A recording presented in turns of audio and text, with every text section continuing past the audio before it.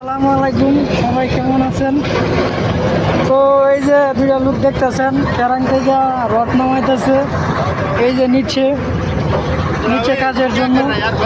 তো এই যে কথা বলবো এই যে লোকটির সাথে। তো ভাই কি অবস্থা আপনার?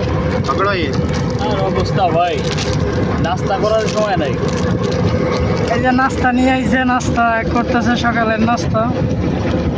ঠিক আছে, গাড়ি ধোয়া আইসে কাজে বেজে গেছি ভাই, এর নাম প্রবাস, খাওয়ার সময় নাই। ভাই গরম কি পরিমাণ ভাই? গরমের কথা বলে আর লাভ নাই ভাই, গরম প্রচুর গরম। 48 ডিগ্রি 50 ডিগ্রি এত ডিগ্রি রোদ উঠে, ঠিক আছে। গরমের কথা কি কমু ভাই।